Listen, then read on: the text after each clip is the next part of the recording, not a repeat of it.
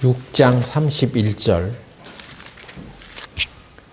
6장 31절부터 33절까지 보겠습니다.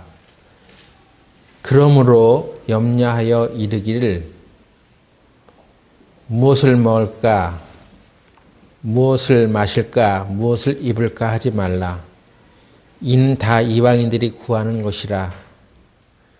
너희 천부께서 이 모든 것이 너에게 있어야 할 줄을 아시느니라. 너희는 먼저 그의 나라와 그의 의를 구하라. 그리하면 이 모든 것을 너에게 더하시리라. 기도드리겠습니다. 살아계신 하나님 아버지, 오늘 우리가 이 자리에 함께 모인 것은 하나님이 하신 일을 영화롭게 하고 하나님께 영광을 돌리기 위함입니다. 주께서 오늘 우리에게 주시는 이 말씀으로 우리의 심령을 새롭게 하여 주셔서 하나님의 우리 인생을 위하여 어떤 일을 하셨는지를 알고 또 그 은혜에 감사하는 시간들이 되게 하여 주시옵소서. 예수님의 이름으로 기도드렸습니다. 아멘. 아멘. 너희는 먼저 그의 나라와 그의 의를 구하라. 이 말씀은 우리가 많이 들어서 알고 있습니다. 그런데 이제 실제로 어떻게 하는 것이 하나님의 나라와 그의 의를 구하는 것인지 이런 것을 또 자세히 살펴서 실제로 우리 생활에 적용해 가는 것은 중요한 것이라고 생각됩니다. 먼저 예수님께서는 이 말씀을 하시기 전에 염려하며 살아가는 이방인들의 삶에 대해서 얘기했습니다. 무엇을 먹고 살아갈 것이냐, 무엇을 마시고 무엇을 입을까 하는 것은 세상을 살아가는데 중요한 일이죠. 그런데 이런 것을 염려하며 살아가는 것이 우리의 생활이 아니라고 하는 것입니다. 그래서 여기 먼저라는 말은 먼저라는 것은 먼저 해야 될 것이 있고 나중에 할 것이 있다는 얘기죠. 가장 먼저 해야 될 것은 이 먼저라는 말은 이제 first라는 것인데 영어로 그러면 뭐 두 번째, 세 번째가 있냐? 그런 의미는 아니에요. 먼저라는 얘기는 사실은 이 말이 꼭 이것을 우선시해서 살아가야 된다 이런 뜻입니다.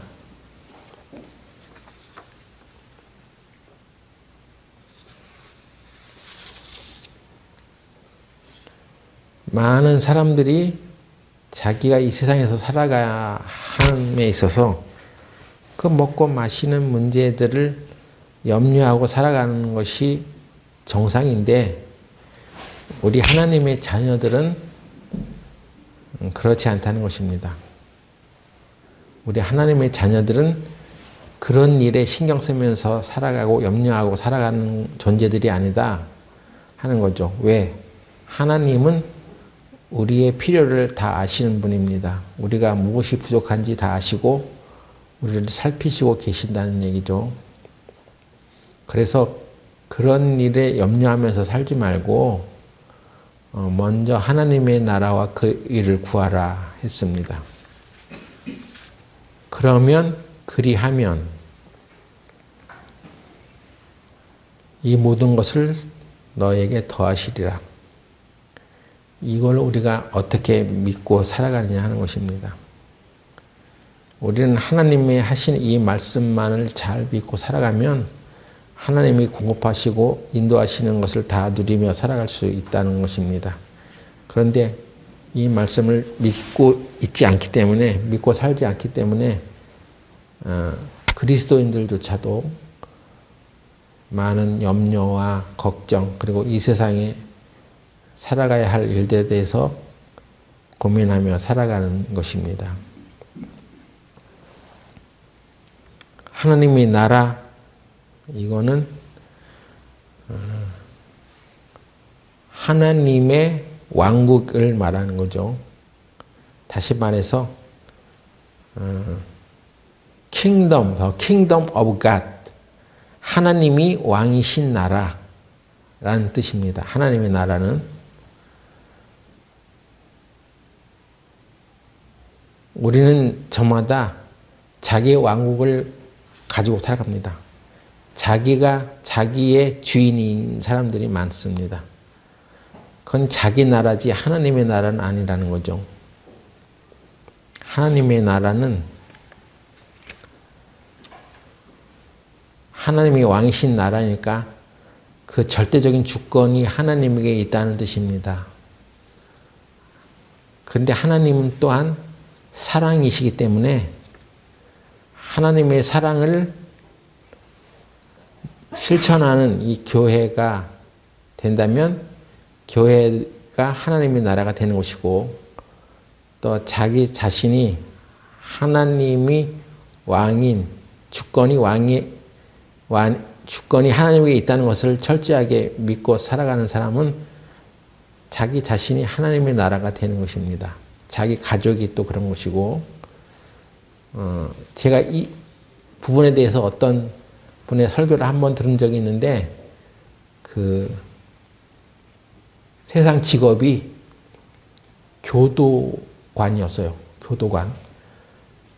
그런데 교도관의 그 직업에는 과장이 있고 계장이 있고 또 무슨 소장이 있고 해서 철저하게 계급이 철저해가지고 그 상하 위계 질서가 아주 탄탄하답니다. 그런데 그 교도소 내에 교도관들이 그런 위계 질서가 없으면 잘 안 되기 때문에 위계 질서를 올바로 세우고 있대요. 그런데 거기서 이제 회식을 하는데, 회식하면 이제 술자리가 당연히 이어지겠죠.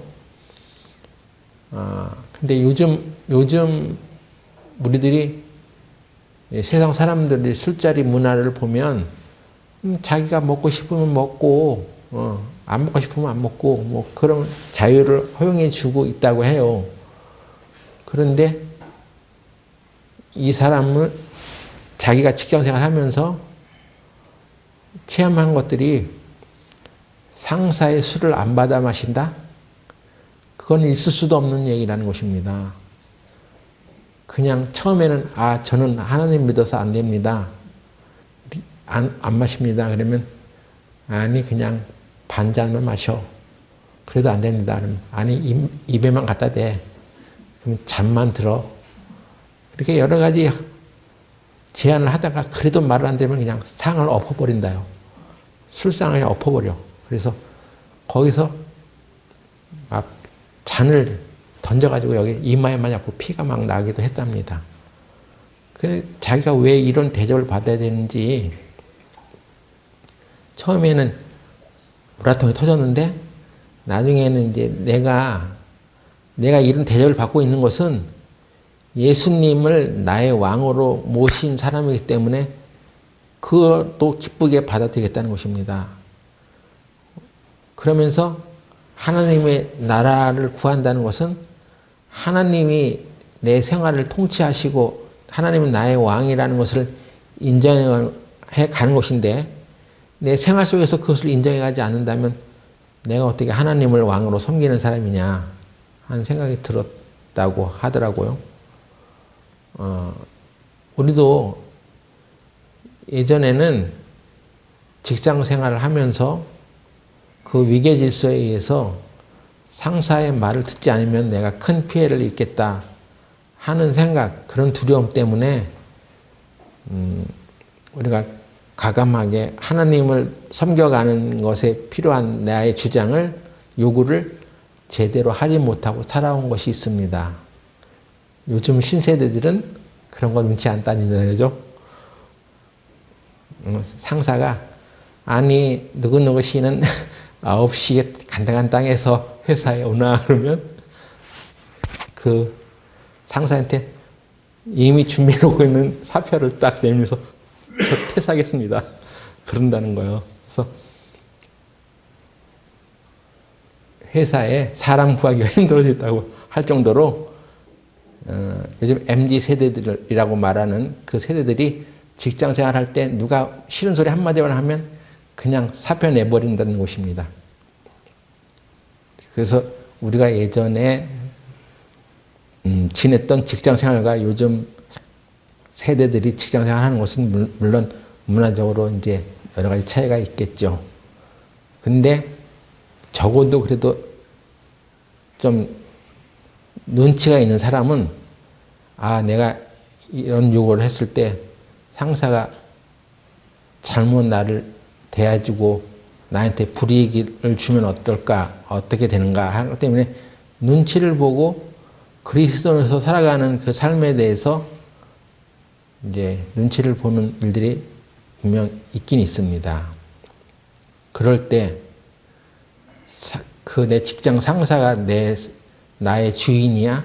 나의 왕이야? 아니면 하나님이 나의 왕이야? 이것을 선택하고 결정해야 될 만한 일들이 분명히 있다는 거죠. 내가 주일날 교회를 가서 예배드리는 생활을 하고 싶은데 일요일날 다들 나와서 출근하세요. 일하세요. 그러면 다른 사람들은, 이방인들은 그들의 삶의 목적이 먹고 사는 데 있는 것입니다. 무엇을 먹을까, 무엇을 마실까, 무엇을 입을까. 그거를 추구하며 사는 것이 인간의 생활이에요. 그렇기 때문에 일요일날 나와서 일하라는 것에 큰 거부감을 갖지 않을 수가 있습니다. 그런데 구원받은 그리스도인들은 삶의 방향이 달라진 거죠, 이제. 하나님을 나의 왕으로 섬기게 된 사람들이기 때문에 이 의라는 말이 일반적인 의라는 말, 너희는 하나님의 나라와 그의 의를 구하라 그랬잖아요. 그 의라는 말도 그게 인간으로서, 사람으로서 갖춰야 할 도리, 예? 그런 의로움, 이런 걸 말한 것이 아니에요. 사실 헬라어 이 의라는 말이 디카이오신이라고 되어 있는데, 디카이오신이라는 말은 기준이라는 뜻입니다. 우리는 하나님의 나라와 하나님의 의를 구하라는 얘기 가운데는 하나님의 기준을 따라서 살아가라는 얘기입니다. 여러 삶의 기준이 있죠. 근데 누구의 기준을 따라 살아가는 것이냐 하는 거예요. 내가 일요일날 교회 가는 것은 하나님의 기준이기 때문에, 하나님의 기준에 의해서 이것은 하나님이 옳게 여기시는 것이기 때문에 내가 따라가는 것이지, 내 기준으로는 그냥 일요일날 교회 한번 빠진다고 해서 뭐 별다른 일이 있어? 우리가 율법 시대 사람도 아닌데 이제 은혜 시대인데 뭐 그런 것 가지고 따지겠어, 이렇게 할 수가 있는데, 그런데 하나님의 기준 앞에서 보면 그렇지 않은 거죠. 하나님의 기준에서는 무엇이 옳고 그른지를 우리가 분별할 수 있는 것입니다. 자, 그래서 마태복음 5장에도 보면은 마태복음 5장 10절에 이런 말씀이 있습니다.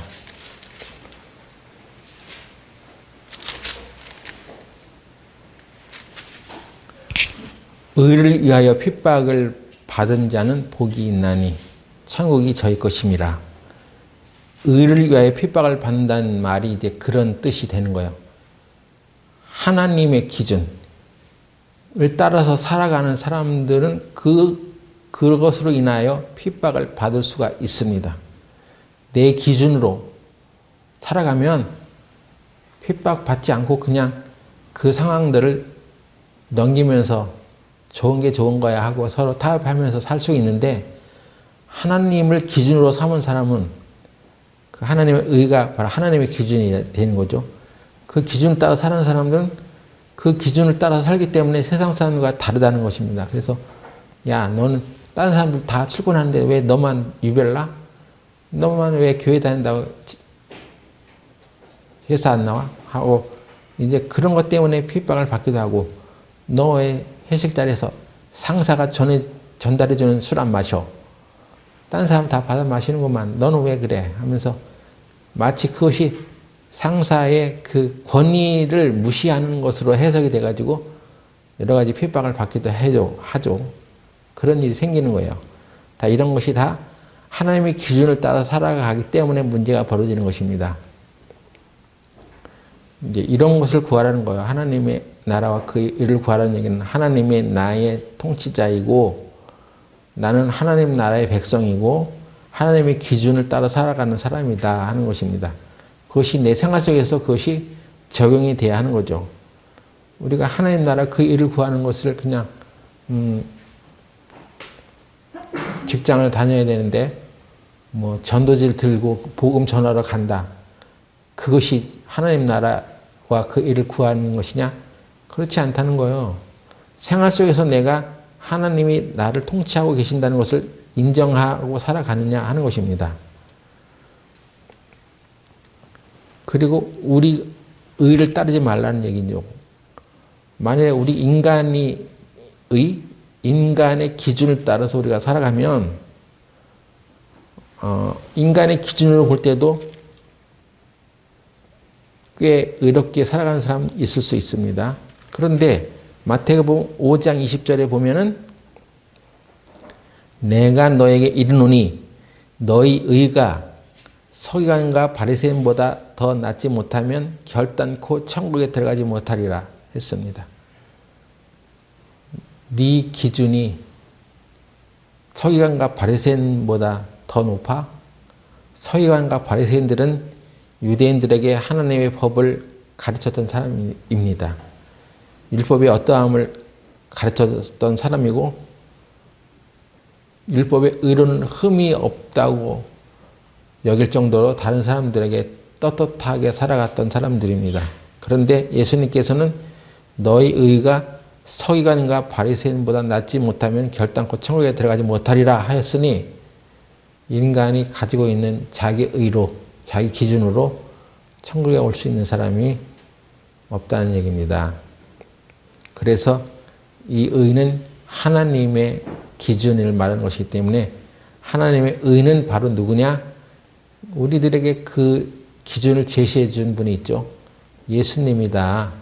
예수님이 바로 하나님의 의다.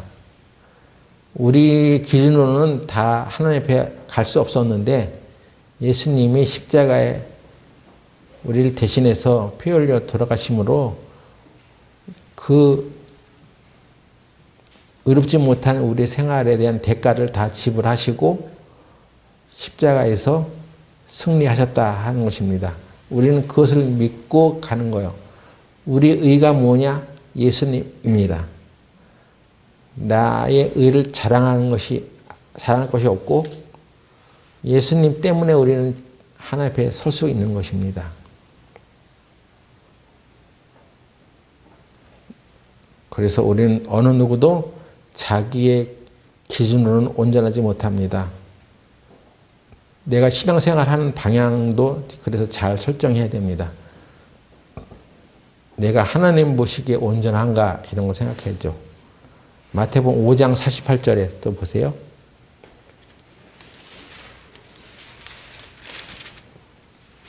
그러므로 하늘에 계신 너희 아버지의 온전하심과 같이 너희도 온전하라. 그 기준을 나에게 두지 말고 하나님께 두라는 것입니다.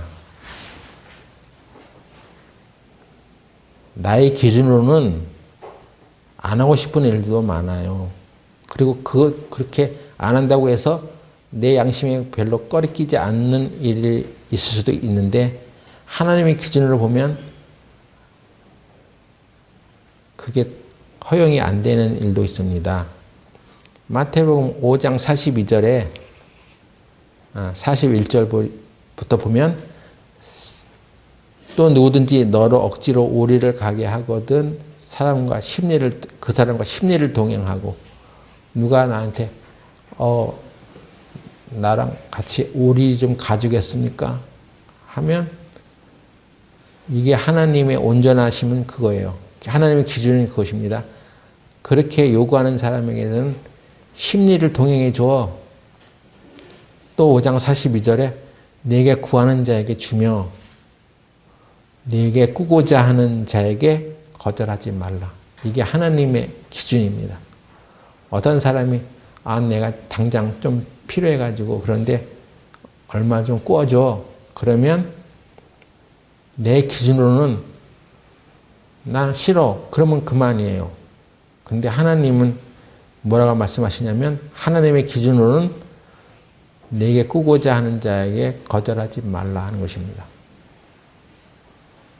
그러니 하나님의 이 기준을 따라 사는 것은 굉장히 어려운 것이죠. 그런데 이 모든 것의 해답은 사랑에 있습니다. 사랑은 율법의 완성이라고 했죠. 사랑하는 사람에게는 내가 성경에서 말하는 그 모든 율법의 요구들을 다 해줄 수가 있습니다.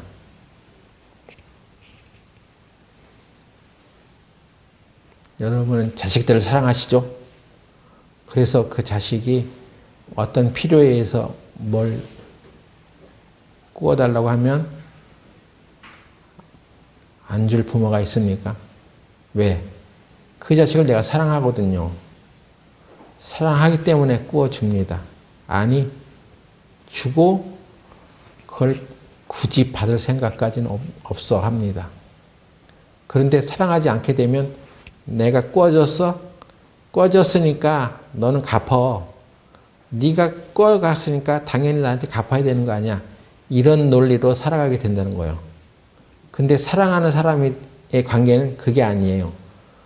우리 교회가 하나님의 사랑을 실천해 가려면 그 사랑이 뭔지를 올바로 깨닫고 그대로 움직이면 됩니다. 교회가 하나님의 사랑을 실천해 갈 때 그 교회가 진정한 하나님의 나라가 되는 것이라고 할 수 있습니다. 인간 아담 자손의 계보가 창세기 5장에 기록되어 있는데 한번 살펴볼까요? 창세기 5장 1절부터 보면 아담 자손의 계보가 이러하니라. 하나님이 사람을 창조하실 때 하나님의 형상대로 지으시되 남자 여자를 창조하셨고 그들이 창조되던 날에 하나님이 그들에게 복 주시고 그들의 이름을 사람이라 일컬으셨더라. 아담이 130세에 자기 모양 곧 자기 형상과 같은 아들을 낳아 이름을 셋이라 하였고 아담이 셋을 낳은 후 800년을 지내면 자녀를 낳았으며 그가 930세를 향수하고 죽었더라. 그 뒤로부터 아담으로부터 이제 셋이라는 아들이 나오고 셋 뒤에 또 누가 낳고 누가 태어났고 죽었다. 태어났고 죽었다. 그것이 다예요. 인간 자손의 계보는. 아담 자손의 이 계보에서 기록된 건 이거밖에 없습니다. 그 사람이 그 인생에서 무슨 일을 하며 살았는지는 하나님은 관심 없습니다. 예?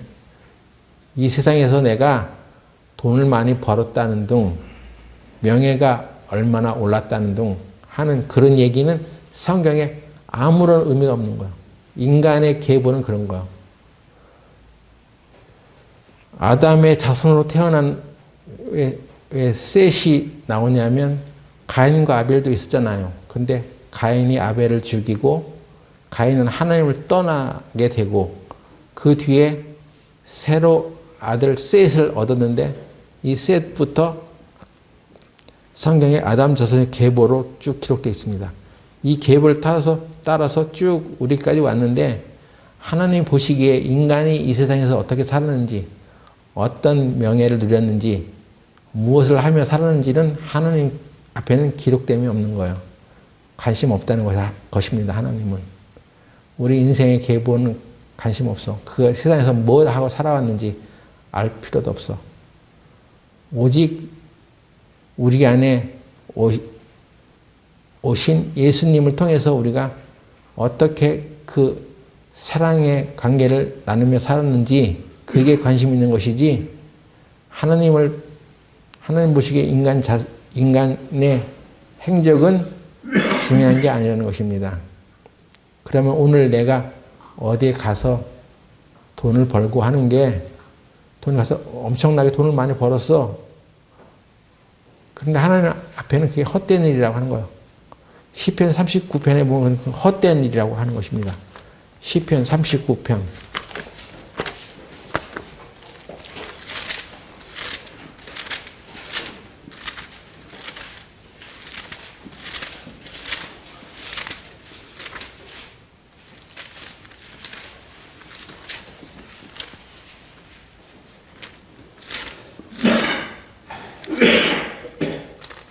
(39편)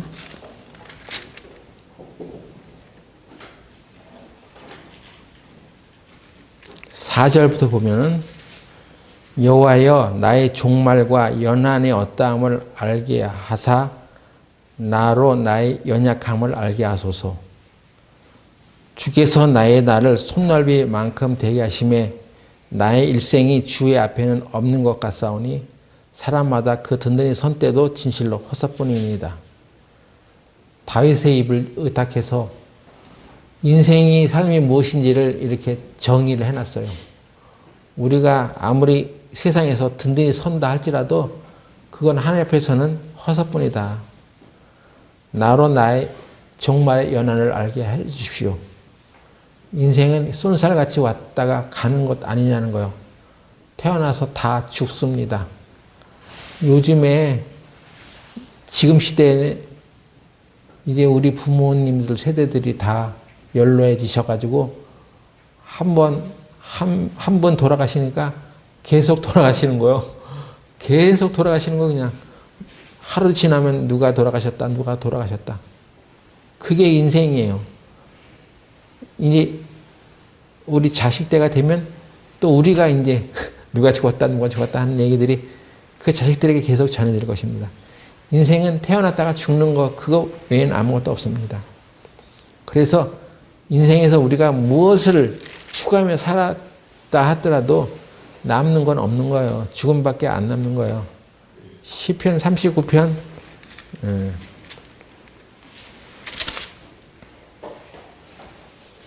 6절에 진실로 각 사람은 그림자같이 다니고 헛된 일에 분유하며 재물을 쌓으나 누가 취할는지 알지 못하나이다.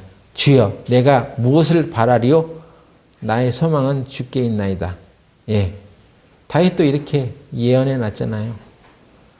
각 사람은 그림자같이 다니고 헛된 일에 분유하며 재물을 쌓으나 누가 취할는지 알지 못합니다. 헛된 일에 분유한 것이 인생이에요. 우리가 세상에서 하고 있는 나름 의미고 가치 있는 일이라고 아무리 생각해 봐도 하나님 앞에는 그거 다 헛된 일은 너희들이 분유한 거야. 하나님 앞에 남는 건 없는 거야. 기억됨이 없어. 그래서 다윗이 말하기를 주여 내가 무엇을 바라겠습니까? 나의 소망은 주님께 있습니다. 라고 했던 것입니다. 예, 예수님만이 우리의 소망이 되는 것입니다. 우리 진정한 가치는 우리가 예수님을 소유했느냐 안 했느냐 하는 거예요. 그 사람이 이 세상에서 돈을 많이 벌었냐, 부자로 살았냐, 아니면 어떤 명예를 가졌냐, 그게 중요한 게 아니라 예수님을 소망하는 사람이냐 아니냐, 이것이 가장 중요하다는 것입니다. 그러니 저와 여러분들이 예수님을 이제 알게 됐으니까 얼마나 소망이 있는 사람이겠어요. 우리는 세상 사람들과 같지 않습니다. 세상 사람들은 오늘도 또 내일도 계속 무엇을 먹고 마실 것이냐 하는 것을 고민하면서 염려하면서 살아가게 되는데 이건 다 이방인들이 구하는 것이라고 했습니다. 너희는 하나님의 자녀들은 그러니까 이런 거 고민하지 말고 하나님 나라와 그 일을 구해.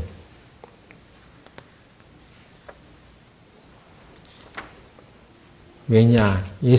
하나님께서 우리에게 예수님이라는 선물을 주셨다는 것은 우리에게 필요한 모든 것을 주셨다는 얘기와도 같아요. 우리가 예전에는 구원을 받았다 하는 것을 그냥 내가 예수님이 해주신 그 사랑으로 천국에 갈 수 있게 되었다. 이런 정도만 생각했는데 그게 아닙니다. 우리의 생활에 필요한 모든 것을 다 주셨다는 거예요. 그래서 하나님의 의를 구한다는 것도, 하나님 나라와 그 의를 구한다는 것도 하나님께서 우리에게 이루어주신 그 기준을 계속 추구한다는 것입니다. 현실적으로는 걱정이 되죠. 당장 내 쓸 돈이 없는데 어떻게 하라는 거야. 그러면 돈 벌지 말라는 얘기야? 직장생활 하지 말라는 얘기야?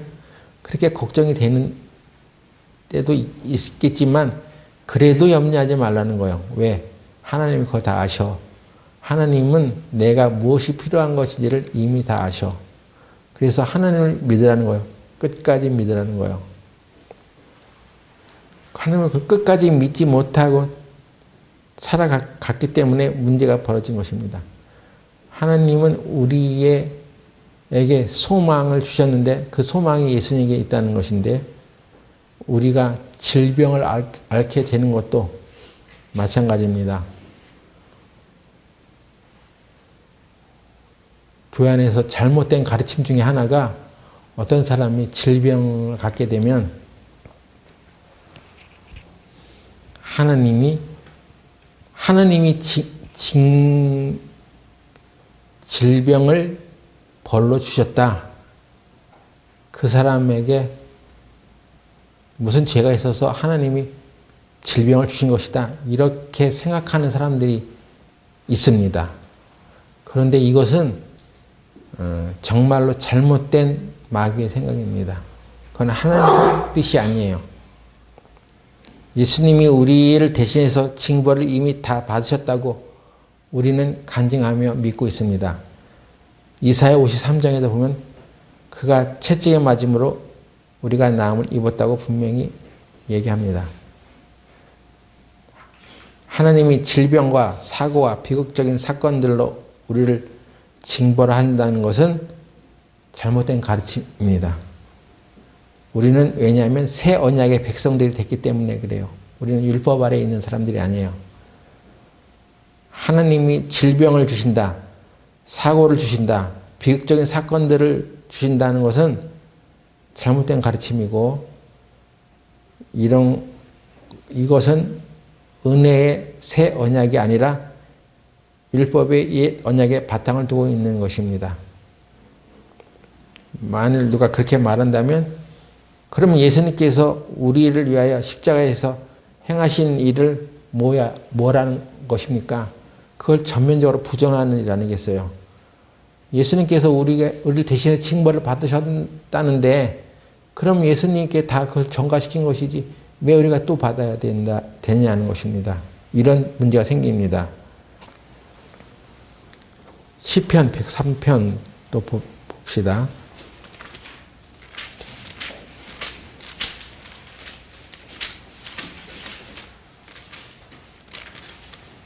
103편 1절부터 보면 내 영혼아 여호와를 송축하라. 내 속에 있는 것들아 다 그 성호를 송축하라. 내 영혼아 여호와를 송축하며 그 모든 은택을 잊지 말지어다.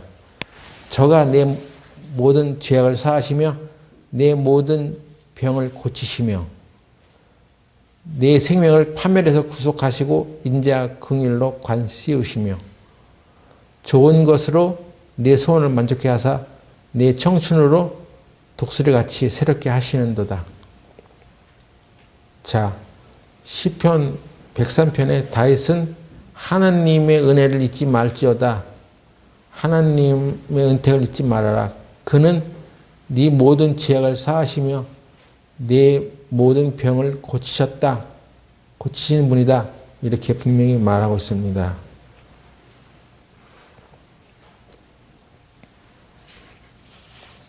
그럼 예수님 십자가에서 우리 병을 다 고치셨고 구원하셨잖아요. 그것을 우리는 믿고 있는 거 아니에요. 우리가 구원을 받을 때 2000년 전에 예수님께서 우리의 죄를 다 담당하셨지. 그것을 발견하고 아, 그래 나도 구원을 받았어. 이렇게 믿게 된 것입니다. 그런데 죄만 지고 간 것이 아니라 모든 질병도 지고 가셨다는 것입니다. 그래서 예수님을 통해서 병도 낫는 거예요.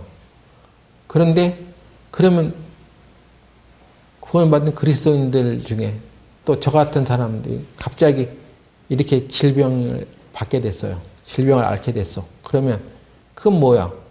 그런 거 있잖아. 무슨 말도 안 되는 소리를 하고 있어. 그렇게 생각이 드시겠죠? 또 신약 성경에 보면 우리에게 징계도 주신다고 하셨잖아. 그것이 이제 헷갈리는 거죠. 그런데 이 징계에 대해서도 잘 우리가 알아야 됩니다. 히브리서 12장 7절 보세요.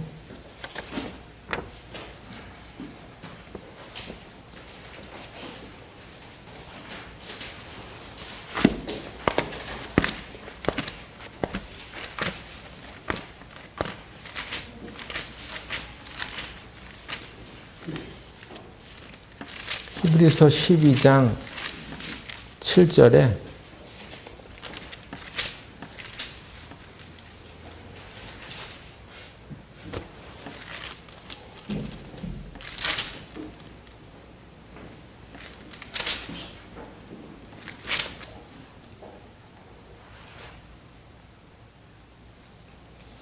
너희가 참음은 징계를 받기 위함이라 하나님이 아들과 같이 너희를 대우하시나니 어찌 아비가 징계하지 않는 아들이 있으리요. 지금 하나님께서는 우리를 이제 아들과 같이 대우하신다고 하셨습니다. 이제 율법 시대에 살던 그 율법 아래서의 해석이 끝났어요.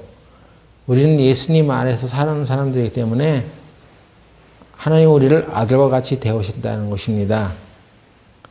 아들과 같이 대우하는데 거기에 뭐라고 되어 있냐면 어찌 그 아비가 징계하지 않는 아들이 있으리요. 징계한다는 얘기는 징벌한다는 말이 아니에요. 징계.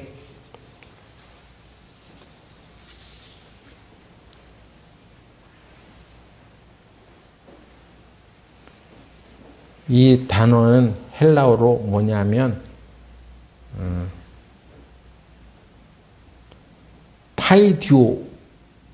파이듀오라고 하는데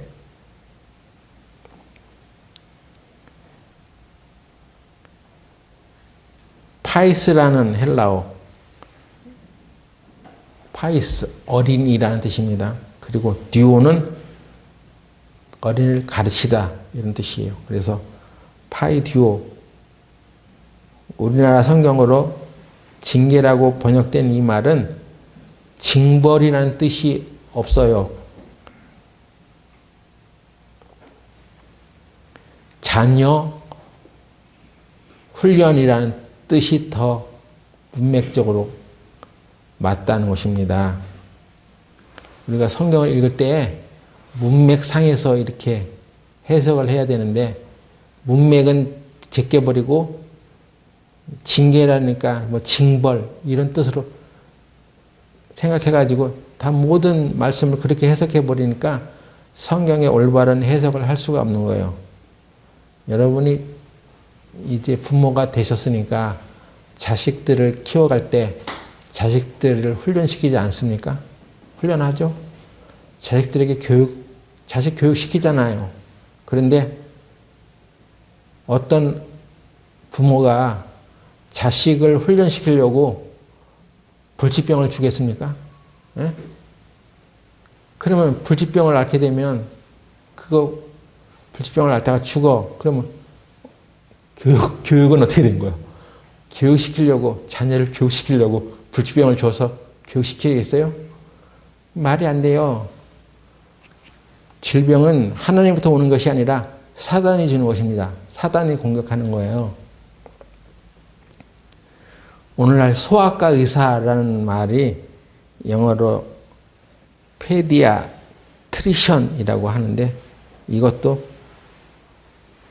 파이디오, 말에서 유래가 된 것입니다.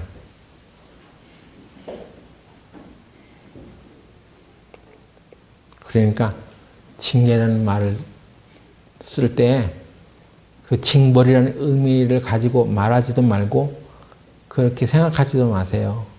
하나님 우리를 훈련시키는 거예요. 자녀를 교육시키는 거예요. 그래서 성경을 읽을 때 항상 문맥의 흐름에 잘 맞는 해석을 할 수 있어야 됩니다. 문맥을 따라서 해석하라는 얘기예요. 지금 이 문장이 어떤 얘기를 하고 있는지를 잘 보고 거기에 맞는 단어의 해석을 하라는 것입니다. 단어를 딱 따가지고 징계, 징벌이야.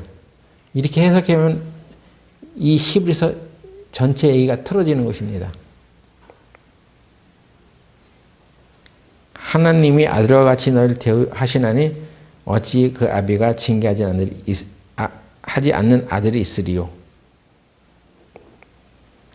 그리고 하나님이 만일에 질병을 주셨다면 병을 앓게 된 사람들은 그 뒤에 병원 가서 의사 만나러 다니냐는 것입니다.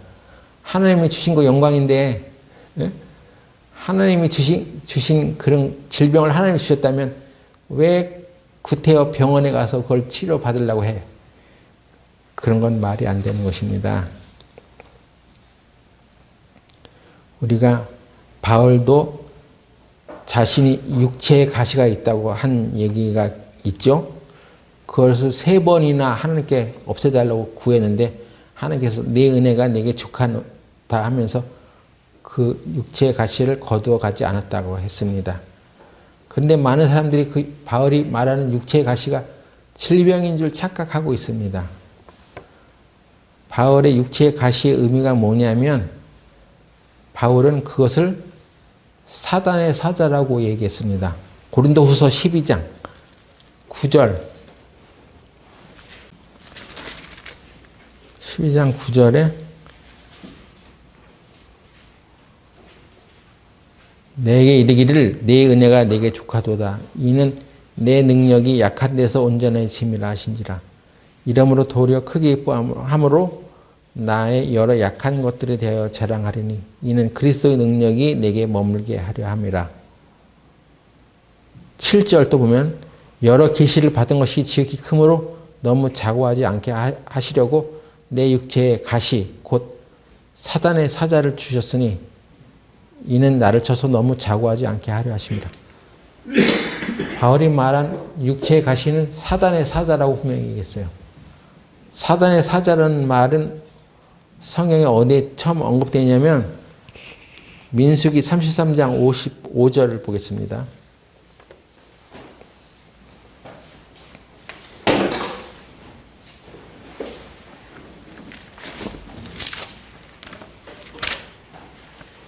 민수기 33장 55절 너희가 만일 그 땅 거민을 너희 앞에서 몰아내지 아니하면 너희 남겨둔 자가 너희 눈에 가시와 너희 옆구리에 찌르는 것이 되어 너희 거하는 땅에서 너희를 괴롭게 할 것이요.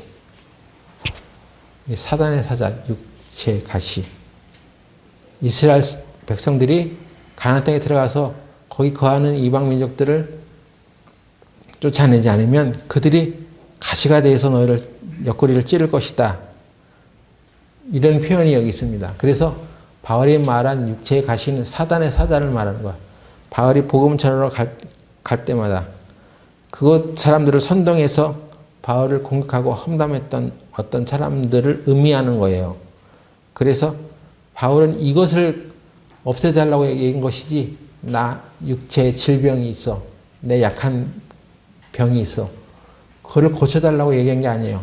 바울이 손수건을 던졌을 때 그 손수건을 잡은 사람들은 병이 낫는 기적도 일어났습니다.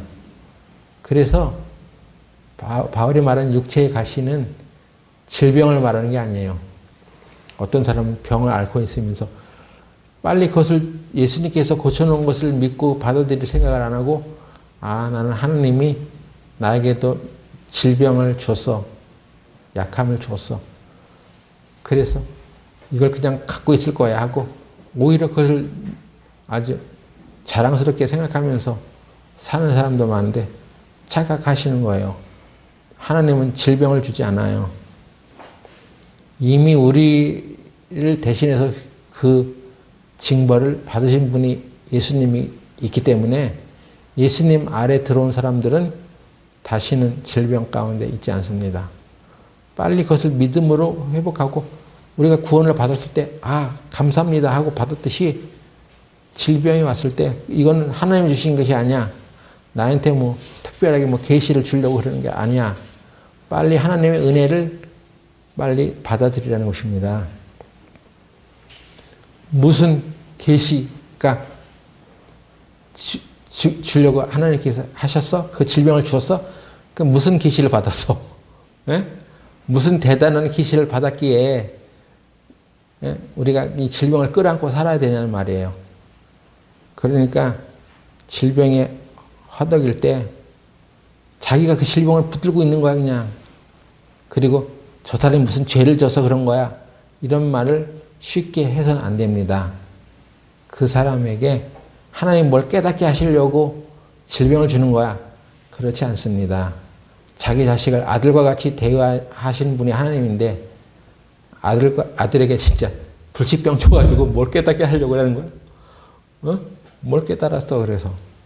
깨달으면 뭐해? 죽어버리는데. 그런 것이 아닙니다. 하나님은 우리에게 은혜를 주셨어요. 모든 사람들이 차별이 없는 의, 예수님으로 인해서 다 하나님의 자녀가 될 수 있는 그런 은혜를 내려주셨어요. 여러분들은 그래서 이 교회에 와서 뭘 배워야 되냐면 하나님이 우리를 위해서 해놓으신 것, 그 은혜를 발견하고 세상 사람들처럼 걱정, 근심하며 살아가는 것이 아니라 우리는 이방인처럼 염려하고 살아가는 것이 아니라 하나님이 우리를 위해서 다 이루셨어. 은혜를 베푸셨어. 그 하나님의 은혜를 감사하고 살아가야 됩니다. 우리의 소망은 그래서 예수님밖에 없는 것입니다.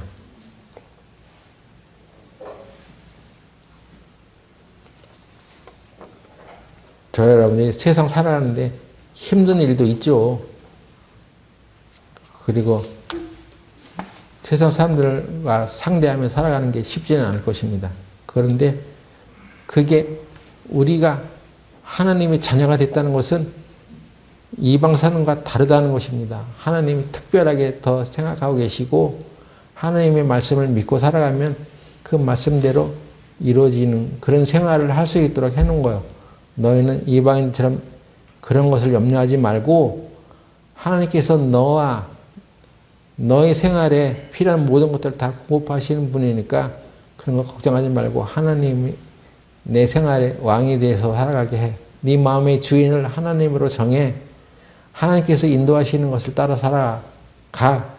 그것을 계속 얘기하시는 거예요.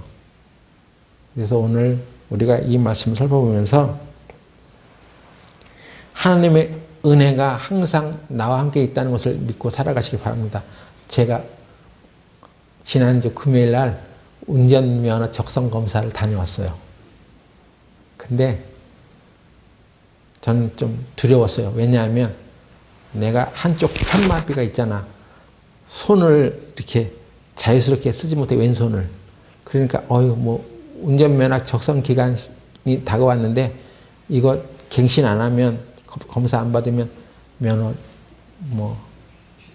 1년 내에 1년 후에 과태료 밀고, 그래도 안 받으면 면허 취소된다고 하더라고요. 그래서 아니 내가 앞으로 운전을 할 것 아닌데 하면 그냥 마음 편하게 살 수 있는데, 제가 하나님께 기도하기를, 하나님 뜻이 하늘에서 이루어진 것 같이 땅에서도 이루어진다고 하셨잖아요.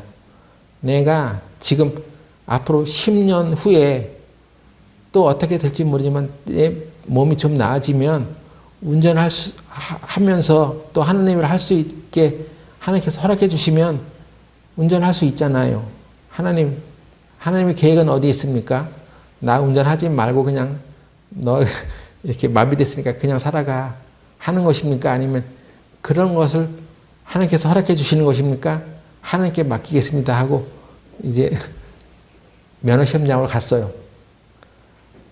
갔는데 가서 평가하는 것은 시력, 청력, 올바른가 하는 것을 제대로 보는 거고, 이 몸이 정상인 사람들은 그냥 쉽게 넘어가는데, 저는 몸이 이렇게 됐는데 어떻게 운전하는데 좀 필요한 어떤 것들이 더 있지 않겠어? 하고 그게 걱정이 되는 거예요. 근데 아니나 다를까 그 적성검사는 그 신청서 뒷면에 최근에 몸에 뭐 이상이 있었던 그런 부분이 있었습니까 하고 체크를 하는 게 있더라고. 그러니까 딱 나야 그냥 여기 오른손 여기 마비 증세 있고 왼발도 마비 증세 있고 체크를 했어. 그랬더니 아나 다를까 오라는 거야 와서. 근데 이거 언제 일어났어요? 네. 2월 달에 제가 뇌졸중으로 쓰러져서 편마비가 왔습니다. 그랬더니 운동 능력 측정실로 오라는 거. 글로 갔어. 뭘 하려고 하는가? 앉았다 일어섰다 하면 나 그러는데 나 그런 거 잘 못하는데 아니 그런 것도 한다고 하는 얘기도 들었거든요. 그래서 하나님께 또 기도하기를 하나님 나는 앉았다 일어섰다 그런 것도 못해요. 내가 너무 몸이 안 좋아요. 그러니까 하나님이 이제 내가 사는 것이 아니라 그리스도가 내 안에 사는 것이니까 예수님이 내 몸을 이끌어 주세요 하고 기도했어. 그랬더니 그분이 하는 얘기가 오른쪽은 정상이잖아요. 그렇죠. 그러니까 그런데 왼쪽 깜빡이를 어떻게 켜냐가 문제죠. 그러면서 해보라 그랬는데 이거 잘 안 돼. 이게 자유수제가 못해. 그래서 제가 그랬어요. 아니 꼭 왼쪽 깜빡이 왼손으로 켜야 돼? 오른쪽으로 할 수도 있잖아. 그랬더니 맞아요. 그냥 차를 바꾸면 되죠. 차를 사람 몸에 맞추면 할 수 있죠. 하면서 왼쪽 깜빡이를 넣는 그 작동 장치를 오른쪽에 달고 그렇게 하는 차를 구입하면 된다는 것입니다. 그렇게 바꾸면 할 수 있어요. 그래서 오른쪽은 정상이잖아요. 어디 한번 핸들을 한번 돌려보세요. 빠르게 2번 왼쪽으로 돌려보세요. 거기 보니까 핸들에 달렸더라고. 이렇게 되니까 또 빨리 돌릴 수가 있어. 브레이크도 잡아보세요. 브레이크 잡으니까 오른발은 정상이니까 밟으면서 이렇게 꽉 더 세게 꽉 하니까 통과됐습니다. 그런 거. 사이드 브레이크도 잡아보세요. 딱 잡고. 예전에 운전하던 몸이 그걸 기억하니까 다 이렇게 하게 되더라고요. 그래서 그 사람이 당신은 몸에 마비가 있으니까 운전 못합니다. 그렇게 말하는 게 아니라 어떻게든 할 수 있도록 안내를 잘 해주더라고요. 따뜻하게 오히려. 그래서 하라는 대로 했더니 내 몸에 상관없이 하나님이 주시는 그런 마음으로 나갔더니 그게 통과가 돼서 새로운 면허증 나왔어. 그래서 다음에 이제 2034년도에 적성검사 또 받으면 된다고 하더라고요. 그래서 10년 연장된 거예요. 또 운전면허증이. 그러니까 내가 생각하기에 앉았다 일어섰다 하면 나 안 되는데 여기서 한번 연습해 봤는데 일어서려니까 안 되는 거 잘. 몸이 막 부르르 떨고 이런 몸으로는 내가 아무것도 할 수 없습니다. 하나님 저는 아주 약합니다. 오직 하나님만 믿고 가겠습니다 하고 갔더니 그렇게 다 됐어요. 그래서 새로운 면허증을 받았습니다. 제가 그걸 경험하면서 느낀 거는 내가 그것을 받게 된 게 내가 지금 몸이 튼튼해가지고 내가 잘나서 그렇게 된 게 아니라 하나님이 그렇게 할 수 있는 기회를 주시는 거죠. 은혜를 주시는 거죠. 그래서 또 필요하니까 네가 10년 후에는 어떻게 될지 모르지만 그래도 운전하면서 살아갈 수 있는 그런 것을 하나님이 주시니까 나를 또 받는 거예요. 하나님이 주시는 것입니다. 그런 것들을. 나 뇌졸중으로 쓰러지고 나서 차를 팔아버렸어요. 이제 나는 운전할 수 없다고 생각해서 당연히 이제 팔아버렸어. 근데 또 운전할 수 있게 됐네. 응? 하나님은 그래서 은혜의 하나님이십니다. 우리 형제들 중에 운전해서 이 세상에서 먹고 사는 사람들도 많아요.